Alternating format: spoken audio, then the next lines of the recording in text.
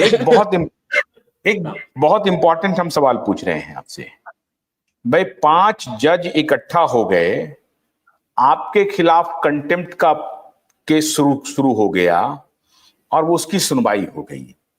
ये तो कोई मान लीजिए कि आपने उनकी गरिमा को ठेस पहुंचाया है, अदालत की गरिमा का ठेस पहुंचाया है। सबसे पहली बात तो है कि संपूर्ण मुंबई हाई कोर्ट की अदालत का गरिमा का ठेस नहीं पहुंचा है।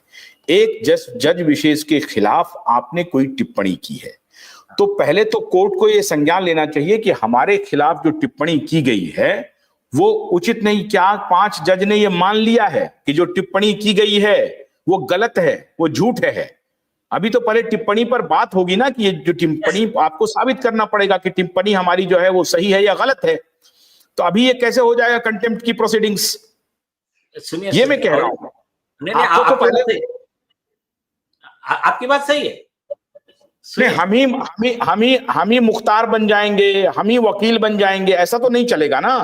मेरा कहने का मतलब ये कि 5 जज बेंच वहां पर खड़े हो गए और एक वकील को नोटिस भेज दिया कि आपने प्रेस में जाकर के कुछ बोल दिया, आपको कोर्ट में बोलना चाहिए। अरे भाई, कोर्ट में बोलें चाहे प्रेस में बोलें, सवाल है कि हम जो बोल रहे हैं वो क्या बोल रहे हैं, उस पर आप हमसे पूछिए, सवाल जवाब कीजिए। उसमें सत्यता नहीं हो तो आप हमें बताइए। अभी तो उसकी बात करिए ना कि आपने जो कहा है वो कितना सत्य है। कंटेम्प्ट क्या होता है? नहीं, अरे सबसे बड़ा इसमें प्लस पॉइंट क्या है कि यस, कोर्ट ने ये थोड़ी बोला कि झूठ है करके। कोर्ट ने सिर्फ ये मैं कह रहा हूं डिफामेटरी है। तो सुनिए, मैं आपको इस पे 2 बहुत इंपॉर्टेंट जजमेंट बताता हूं। सुब्रमण्यम स्वामी वर्सेस अरुण शौरी के मैटर में 5 जज का कॉन्स्टिट्यूशन बेंच बैठा। कॉन्स्टिट्यूशन बेंच ने, अरुण शौरी ने सुप्रीम कोर्ट के सिटिंग जज के खिलाफ में बहुत लिखा था। शायद इंडियन एक्सप्रेस में लिखा था या किसी और पेपर में लिखा था, जिसमें भी थे वो। इंडियन एक्सप्रेस के ही वो एडिटर इन चीफ थे, अरुण शौरी। और उसमें ऐसे ऐसे वर्ड लिखे थे कि ये मतलब कैसे वर्ड थे मालूम है क्या? ये ऐसा नालायक आदमी, ये करप्ट आदमी, ये यहाँ सुप्रीम कोर्ट के कुर्सी पे बैठेगा और कई डिसग्रेस करेगा उस पोस्ट को, इस तरह का आर्टिकल था। जजमेंट में ये चीजें मेंशन है। आप उसके खिलाफ में एक सुओ मोटो कंटेम्प्ट लिया और एक सुब्रमण्यम स्वामी ने आर्टिकल लगाया था, वो कंटेम्प्ट लिया। अभी सुओ मोटो कंटेम्प्ट में सबको सुनने के बाद में संविधान पीठ सुप्रीम कोर्ट का, सुप्रीम कोर्ट का एक जज का भी आदेश है ना, तो यह हाई कोर्ट के 90 जज का बेंच भी बैठ जाए ना तो उससे ऊपर ही रहता है। ये लॉ है उसका, सुप्रीम कोर्ट का आदेश। पर उसमें भी ये कॉन्स्टिट्यूशन बेंच, उन्होंने प्यारा 12 में विल्स का, ऑस्ट्रेलिया का जो सुप्रीम कोर्ट है उसका 7 जज बेंच का जजमेंट कोट करते हुए कहा कि एखादा जज अगर भ्रष्ट है, उसके खिलाफ में अगर आप सही आरोप लगा रहे हो, वो जज का कितना भी बदनामी हो जाए, उसको उसके जज के कुर्सी पे बैठना मुश्किल हो जाए, ऐसा लगे कि न्यायपालिका के ऊपर मतलब ये थोड़ा सा ये हो गया है, उसके वजह से अविश्वास आ गया है, तब भी कंटेम्प्ट का एक्शन नहीं ले सकते। ये कॉन्स्टिट्यूशन बेंच ने कहा है। इसके आगे और एक खतरनाक, उसी केस में सुप्रीम कोर्ट ने दूसरा जो जजमेंट है आरके जैन रिपोर्टर के खिलाफ का, उसके ऊपर कोर्ट ने लिखा, उसको अपील किया, कहा कि आर्टिकल जो आरके जैन में क्या लिखा है कि article 51A subsection H of constitution of India, भारतीय संविधान का जो आर्टिकल 51A है, वो है इस देश के नागरिकों की ड्यूटी, कर्तव्य। तुम हर बार बात करते हो बोले कि मेरा फंडामेंटल राइट का वायलेशन हो गया। अरे तुम्हारे राइट है तो तुम्हारी ड्यूटी भी है। तो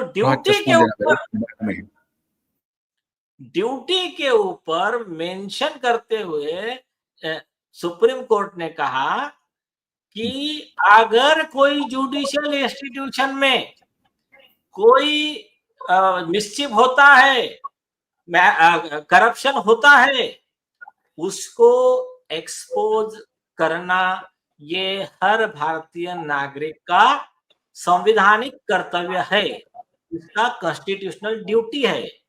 इसमें आगे और एक इंपॉर्टेंट चीज लिखी सुप्रीम कोर्ट ने।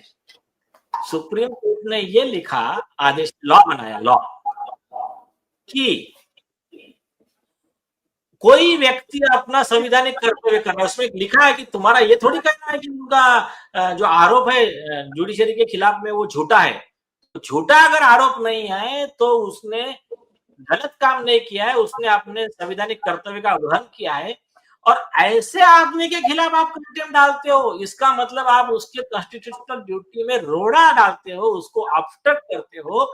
तो इसलिए जिन्होंने कंटेम्प्ट का अर्जी लगाया था उनके खिलाफ में 2 लाख रुपए कॉस्ट लगाया है सुप्रीम कोर्ट ने, और उस आदेश को कॉन्स्टिट्यूशन बेंच ने अपहेल्ड किया। मैं इसका सिंपल मामला है कि मान लीजिए कि जिस जज के खिलाफ आपने टिप्पणी की है और उन्होंने टिप्पणी सुनी है, वो इस टिप्पणी से सहमत नहीं है, उनको अधिकार है कि आपके खिलाफ डिफेमेशन फाइल करने का। वो फाइल करेंगे, डिफेमेशन फाइल करेंगे और फिर उसकी नॉर्मल सुनवाई होगी, क्योंकि nobody is above the law, even the जजेस are not even above the law. अब क्या है कि उनको आपके खिलाफ डिफेमेशन फाइल करना है और किसी बेंच में एज यूजुअल जैसे सुनवाई होती है डिफेमेशन की, उस तरह से सुनवाई होगी। बराबर 5 बेंच बना लेना, फिर उसको लाना, सब सुनवाई करना, पूरा रिकॉर्ड सुनना, फिर आपको नोटिस देना। What it shows it looks that it is an act of intimidation।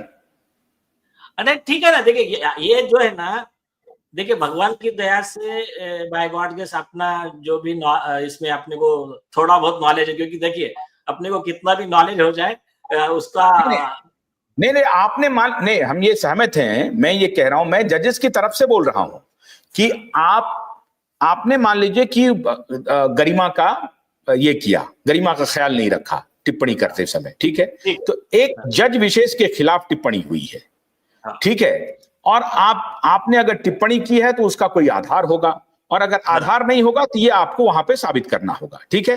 इतनी सी बात है। नहीं, मैं ये कह रहा हूं कि गुडी नहीं, देश चलेगा कानून से, रूल ऑफ लॉ है ना, कि उन्होंने कह दिया अच्छा तुम मान जाओ, अच्छा बच जाओ, छोड़ो कोई बात नहीं है, वहां नहीं कहते, यहां कहते, यहां नहीं कहते, वहां कहते, ऐसे नहीं चलता है देश।